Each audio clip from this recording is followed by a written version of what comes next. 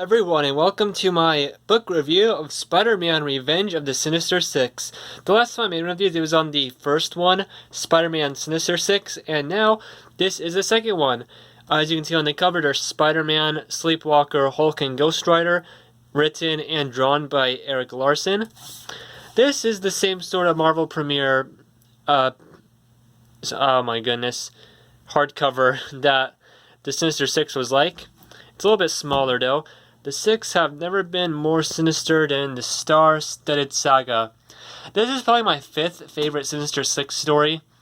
It actually is when I made a top 5 best Sinister Six video.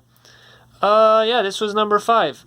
I don't think this story is as good as many of their others, but we're gonna look through it and see what I have to talk about. Sinister Showdown. So this is sort of just talk about when it's in the issue and all that. And what? Spider-Man 1990 issue 15. What is that doing here? That doesn't have anything to do with the Sinister Six. Well, that is also written and drawn by Erik Larsen.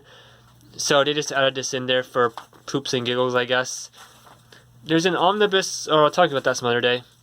And then here it is, issue 18, Revenge of the Sinister Six, part 1 of 6. Just like in a few years before this, there was the Return of the Sinister Six, and that was also a 6-parter. So this one starts with Ghost Rider and Spider-Man stopping this cyborg guy. I think he's dead. Dr. Octopus gets brand new adamantium tentacles. And then, oh gosh, there's a moment that's crazy.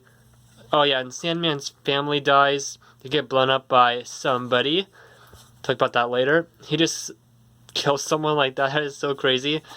What else? Sinister Six. So the whole premise of this, how it starts, is the Sinister Six, minus Dr. Octopus, of course, get together to get revenge on Doc Ock, which is Sandman, Vulture, Mysterio, Electro, and Hobgoblin. Of course, Kraven the Hunter is still dead. They try to sneak up, and that does not go so well. In fact, Sandman realizes that someone else, besides, that was not Dr. Octopus, blew up his boarding home family.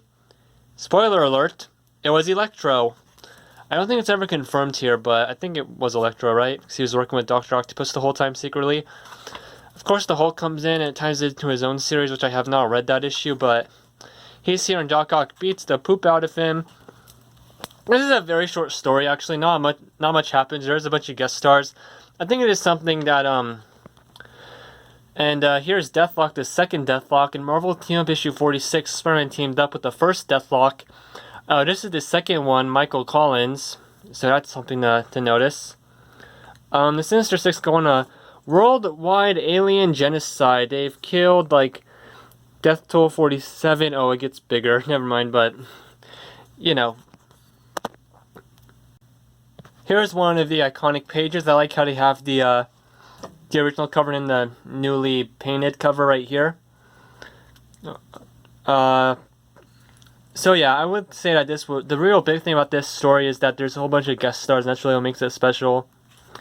Mysterio does have a pretty good role in this. And Gog, after Sandman, he's only in the first 2 issues really, and he makes a cameo at the very end. Here it is, Spider-Man 1990, issue 23, all the heroes versus the Sinister Six right here, with Gog. He is back from an alien dimension, which had to do with, I think it says here, yeah, Astonishing Tales issue 18, where Kazar the Savage, his brother the Plunderer, used Gog. I made a Forgotten Spider-Man Rogues video on him, so there's all of that.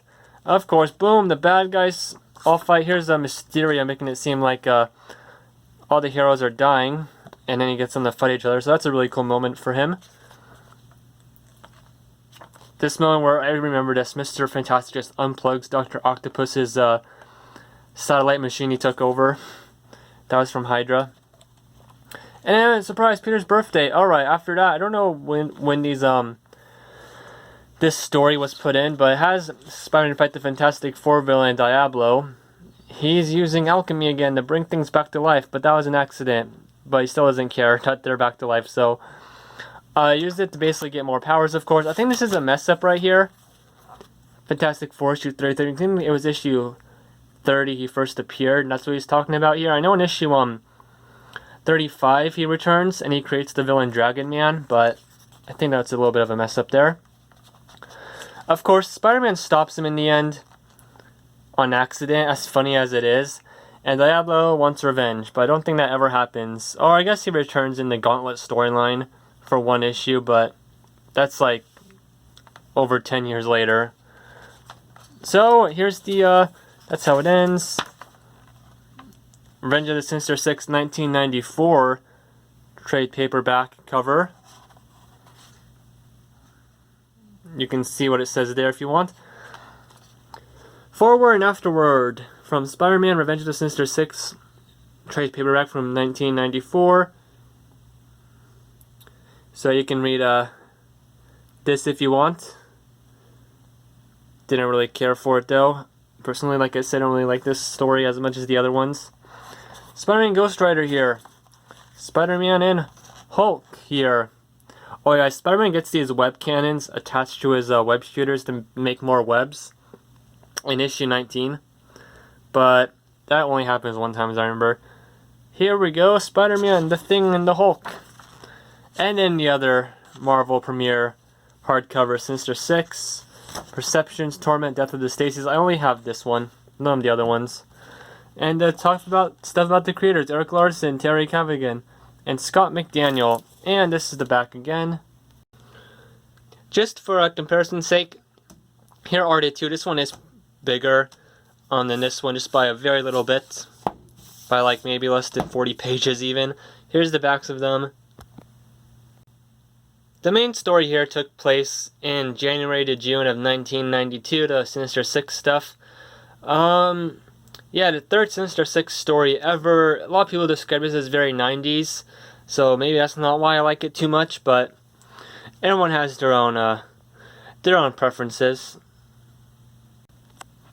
So Eric Larson, I love his writing, but I don't really enjoy his art that much, honestly. Always looks a little bit weird to me, but guess that's just how it is, and sometimes it's just a little messy. I do like Mysterio here. I think they did a great job with him. And of course the heroes. They actually referenced the Fantastic Four issue 350, I think. I know it was a 4-part event, but when Spider-Man, Hulk, Ghost Rider, and Wolverine were the new Fantastic Four. But anyway, that is it. Of course there's twists and turns. I didn't even show you guys the I remember this so long ago. I saw this picture of Sandman being glass, and I thought, wow, I wish I could see that, or have that issue. And it's only this one page, really. Like, wow, okay. Kind of disappointing. I don't think it ever happens again. So Sandman, he gets shattered by Dr. Octopus, seemingly dies, but he comes back as Glass Man, as I would call him, and he just cuts up Dr. Octopus and defeats him. He was already surrendered, basically, and he just did that because, well, it's Dr. Octopus. Sandman has lived in fear of Doc Ock's antics for far too long, I guess. Then Spider-Man kind of tells Sandman off about it, but it's kind of random, him getting mad at Sandman here, I think. Also, Gog gets shot down by, like, a cannon, and that's all with him. Like, okay. I do like how some Sinister Six members escape, like Vulture and Hobgoblin. I mean, those are it, but still, I also like this funny moment where Invisible Woman helps out Spider-Man here.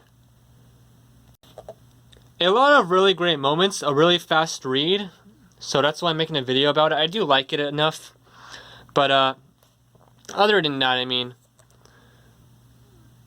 like I said, Dr. Octopus trying to rule the world again using the Sinister Six as nothing but sort of his minions. Okay, saw it the last time, but it was good enough. I had the issue here. I was surprised at how much I actually liked this one. Usually I don't really, growing up I didn't really know much about the X-Men. I didn't really care for crossovers with them, but growing up, this one I actually really like it. So it's about Spider-Man questioning about having a child, and he decides no, but not for the wrong reasons. And man, some of his art, I do like his backgrounds though. For Eric Larson's drawings, I think his backgrounds are my favorite, honestly. At least when it comes to the cityscapes. So, that's it for now. Surprised that I talked about it as much as I did here. So thank you guys so much for watching this review of this trade paperback. Or sorry, trade paperback, no, hardcover. I guess it used to be a trade paperback back in the 1994.